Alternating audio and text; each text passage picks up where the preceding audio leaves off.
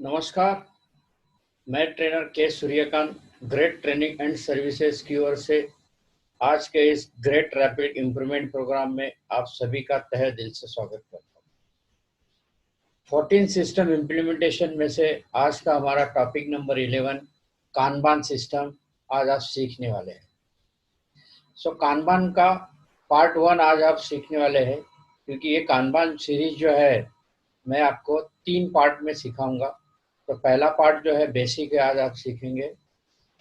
हर किसी को लगता है कि मेरे कंपनी में, मेरे डिपार्टमेंट में ऑलवेज मटेरियल रेडी होना चाहिए, लेकिन ये जो रेडी मटेरियल का जो टारगेट है ये बहुत कम लोग अचीव कर पाते हैं, क्योंकि जिनके पास कानबान सिस्टम है वही लोग वो टारगेट अचीव करते हैं। आपको पता है कि बाकी लोग क्यों नहीं अचीव करते हैं? क्योंकि उनके पास कानबान सिस्टम वहां पर है ही नहीं, या तो उन्हें पता ही नहीं। कानबान ये ऐसा टूल है जो हमारे ऑर्गेनाइजेशन के छोटे छोटे प्रॉब्लम्स को सॉल्व करने में मदद करता है, और ये सिर्फ टूल नहीं है, जस्ट इन टाइम करके भी काम करता है।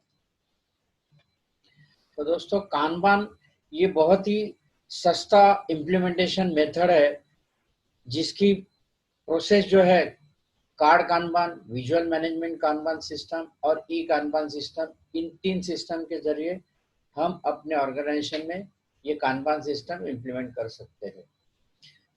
कानबान सिस्टम मेनली डेवलप जो हुआ है वो ऑर्गेनाइजेशन के पीपल और ट्रेनिंग, ये 2 बेस पर ये कानबान सिस्टम सक्सेसफुल काम करती है।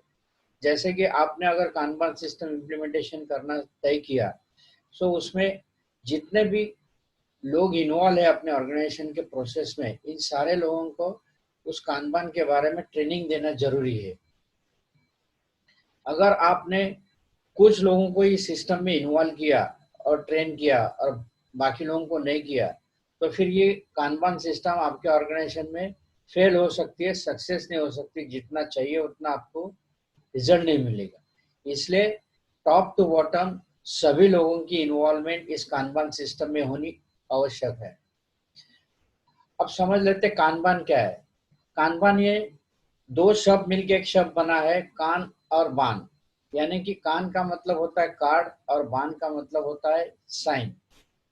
ये जापानी शब्द है कानबान।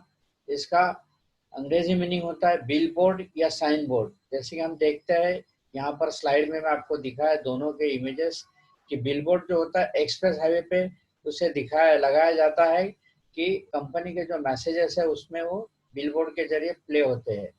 और साइन बोर्ड जो होता है शॉप्स के बाहर, जो शॉप्स के बारे में लिखा रहता है, या तो फिर रास्ते का डायरेक्शन होता है, छोटे छोटे साइंस होते हैं, हम ऑर्गेनाइजेशन में भी यूज करते हैं, उसे साइन बोर्ड कहते हैं। तो ये दोनों का मतलब, यानी कानबान जो जापानीज का मतलब अंग्रेजी में बिल बोर्ड, साइन बोर्ड इस तरह से होता है।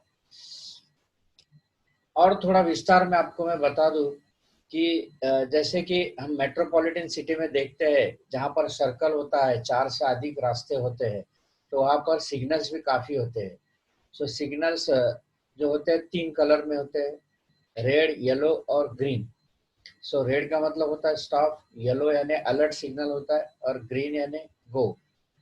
तो यहाँ पर जो येलो सिग्नल है बहुत ही इंपॉर्टेंट रोल प्ले करता है, क्योंकि रेड और स्टॉप यानी गो एंड स्टॉप इस तरह से होता है, लेकिन ये दोनों का चेंज ओवर जो है वो येलो सिग्नल के जरिए पता चलता है। अभी यहाँ पर क्या होता है, पहले ये 3 सिग्नल से हमें पता चल जाता था, येलो आने के बाद जो गाड़ी रुकी है सिग्नल पर वो स्टार्ट लेती थी। लेकिन वहां पर क्या होता है, जिस सिटी में ट्रैफिक का जो क्राउड रहता है वो हिसाब से डिसाइड होता है कि कौन से समय में कौन से एरिया में कितनी ट्रैफिक है। वहाँ का ट्रैफिक ऑफिसर तय करके वो सिग्नल चेंज ओवर का टाइमिंग डिसाइड करता है। लेकिन सिग्नल के कॉर्नर पर जो खड़े हुए व्हीकल्स रहते हैं उन्हें पता नहीं चलता है कि येलो सिग्नल कितने सेकंड के बाद स्टार्ट हो रहा है, और उसके बाद कितना येलो स्टार्ट के बाद कितने सेकंड के बाद ग्रीन सिग्नल आ रहा है। इसलिए कुछ गाड़ियां क्या होता है, स्टार्ट होने तक वो ग्रीन टू रेड में कन्वर्ट हो जाता है, क्योंकि 30, 40 या 60 सेकंड का वो टाइमिंग रहता है। तो वहां पर वो कम समय में जितना गाड़ी पास होना चाहिए उतना नहीं होता है। फिर यहाँ पर एक मॉडिफिकेशन आया, इम्प्रूवमेंट आया, कि ये कलर के साथ वहां पर हम देखते हैं अभी सभी जगह पर टाइमिंग आ गया है कि सेकंड का काउंटडाउन रहता है। यानी जो समझो मान लो कि रेड सिग्नल हुआ तो जो गाड़ियां रुकी है और जो जा रहे वहां पर दोनों जगह पर वो टाइमर चालू हो जाता है, यानी रिवर्स काउंट होता है वो। और वहां पर पता चलता है लोगों के अभी ये 90 सेकंड का टाइमिंग स्टार्ट हुआ है, तो 10-20 सेकंड पहले येलो सिग्नल स्टार्ट हो जाता है, अलर्ट सिग्नल। तो लोग सभी लोग जो गाड़ी बंद की है उसे स्टार्ट कर देते हैं, और जैसे ग्रीन आ जाता है इमीडिएट सभी व्हीकल ट्रैफिक मूव होने में शुरू होता है। तो यहाँ पर क्या होता है कि कम समय में ज्यादा से ज्यादा ट्रैफिक मूवमेंट में आ जाता है, बिकॉज ऑफ यहाँ पर टाइमिंग लगाया हुआ। अब ये जो अलर्ट सिग्नल के साथ येलो सिग्नल के साथ टाइमर आने के कारण यानी कम समय में ज्यादा से ज्यादा मूवमेंट हो जाता है। ये रहा एक सिंपल सा एग्जाम टॉपिक आपको मैंने दिया है कानबान सिस्टम समझने के लिए। सो यही जो कलर कोडिंग का सिस्टम हमें अपने ऑर्गेनाइजेशन में इस्तेमाल करना है कानबान समझने के लिए। मैंने आपको ये सिग्नल का एग्जांपल दिया ताकि आपको आप कानबान समझने में आसानी हो। सो कानबान का इनोवेशन जापान के मिस्टर ताइची ओनो ने 1940 में किया है। 1940 में उन्होंने क्या किया, एक सुपरमार्केट में एक जॉब पे लगे और वहां पर उन्होंने 13 साल काम किया। वो सुपरमार्केट में किस तरह से सिस्टम काम करते हैं उस सिस्टम को उन्होंने स्टडी किया। क्योंकि हम जब सुपरमार्केट जाते हैं तो हमें पता चलता है कि हम जो भी मटेरियल लेते हैं और मटेरियल लेके जब काउंटर पे आ जाते हैं तो हमारे मटेरियल का जो काउंट जो बिलिंग होता है तो बारकोड का स्कैनिंग के जरिए वो होता है। उस समय वहां पर जो रैक खाली हुआ है वो ऑटोमेटिक फिलिंग भी जाता है, यानी वो सिग्नल्स एम्प्लॉय को जाता है, एम्प्लॉय वहां पर वो स्टॉक मेंटेन करते हैं। तो ये जो कानबान सिस्टम को समझने के लिए उन्होंने सुपरमार्केट का 13 साल स्टडी किया और उसके बाद 1953 में उन्होंने टोयोटा में सिस्टम इम्प्लीमेंटेशन के लिए शुरुआत की। अब कानबान का बेनिफिट क्या है टोयोटा सिस्टम में वो पहले समझ लेते हैं, और वही सिस्टम हम अपने ऑर्गेनाइजेशन में अच्छी तरह से इम्प्लीमेंट कर सकते हैं। ये ट्रैकिंग का काम करता है। ट्रैकिंग किस चीज का करेगा, कौन से सिस्टम का करेगा, तो सप्लायर, कंज्यूमर और बायर। मैन्युफैक्चरिंग इंडस्ट्री में ये तीन मेन इम्पोर्टेंट रोल प्ले करने वाले सेगमेंट है। सप्लायर यानी जहां से अपने ऑर्गेनाइजेशन को मटेरियल सप्लाई होता है रॉ मटेरियल के जरिए माध्यम से। कंज्यूमर यानी इंटर डिपार्टमेंट जो प्रोसेस होती है उस मटेरियल का कंज्यूमर होता है, तो वो कंज्यूमर करके यूज होता है। और मटेरियल रेडी होने के बाद जो हम सेल करते हैं बायर यानी कस्टमर को। सो इन तीनों को आप जो कानबान सिस्टम इम्प्लीमेंट कर रहे हैं उसका नॉलेज उन सभी को होना चाहिए, ताकि कस्टमर को पता चले कि यहाँ पर मुझे ऑर्डर करने के बाद कितने समय में प्रोडक्ट मिलेगा। प्लस सप्लायर को भी पता होना चाहिए कि यहाँ के कानबान सिस्टम अलर्ट सिस्टम है, कितने दिन पहले हमें ऑर्डर मिलता है और हमें कितने समय में देना है। तो अपना सप्लायर भी उस तरह से वो मटेरियल रेडी रखता है, क्योंकि ये तीनों जो है इस ऑर्गेनाइजेशन के इम्पोर्टेंट पहलू है। यानी सप्लायर ऐसा कहा जाता है कि बिजनेस पार्टनर का रोल प्ले करता है, तो उसे ये सारी हमारे ऑर्गेनाइजेशन के सिस्टम की जानकारी देना जरूरी है। सो ये सिस्टम इम्प्लीमेंट करते समय तीन टाइप के इंटरेक्शन काम में आते हैं। पहला तो होता है कार्ड कानबान, दूसरा है बीन कानबान और थर्ड जो है ई कानबान सिस्टम। अब ये तीनों सिस्टम क्या है हम पहले समझ लेते हैं। लेकिन कानबान सिस्टम जो है ये हमारे ऑर्गेनाइजेशन में अगेन डिमांड और कैपेसिटी का रोल प्ले करता है, यानी ब्रिज का काम करता है। जैसे कि हमने पिछले स्लाइड में देखा कि कार्ड कानबान, बीन कानबान और ई कानबान ये ब्रिज का काम करते हैं डिमांड और कैपेसिटी के बीच में। यानी सप्लायर, कंज्यूमर और बायर इनके बीच में जो है ब्रिज का काम जो करता है ये कानबान सिस्टम करता है। तो कैसे करता है, सो कैपेसिटी और डिमांड को बैलेंस करने के लिए वो काम करेगा, as well as flow efficiency और रिसोर्स एफिशिएंसी को बैलेंस करने के लिए काम करेगा, और साथ ही में स्टेशन, सर्विसेज एंड टीम्स इन सबको एक दूसरे के साथ बैलेंस करने के लिए मदद करेगा। अब किस तरह से करेगा मैं आपको समझाता हूँ। जैसे कि कार्ड बीन है, कार्ड वन कानबान और बीन कानबान, ये दो सिस्टम का हम एग्जांपल लेते हैं कि फ्लो एफिशिएंसी यानी प्रोडक्शन फ्लो पे मटेरियल फ्लो हो रहा है। हर स्टेशन यानी एक एक स्टेज है, समझो असेंबली लाइन है, एक स्टेज से दूसरे स्टेशन जा रहा है, दूसरे स्टेशन से तीसरे स्टेशन पर माल जा रहा है, और उस मटेरियल मूवमेंट के साथ ये कार्ड सिस्टम हो गया, यानी एक कंपोनेंट है उसके असेंबली हो रहे, उसके साथ वो कार्ड भी साथ में जाएगा, क्योंकि हर एक स्टेशन पे कुछ ना कुछ कंपोनेंट्स उसके ऊपर असेंबली होते हैं, वो कार्ड कंपोनेंट जो है प्रोडक्ट है वो आगे मूव होते जाएगा।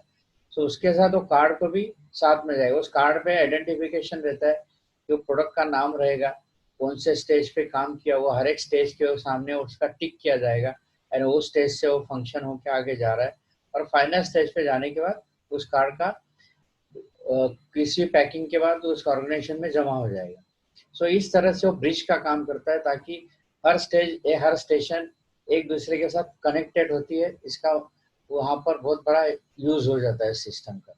बीन सिस्टम में क्या होता है कि बीन्स में कुछ कंपाउंड्स रहते हैं।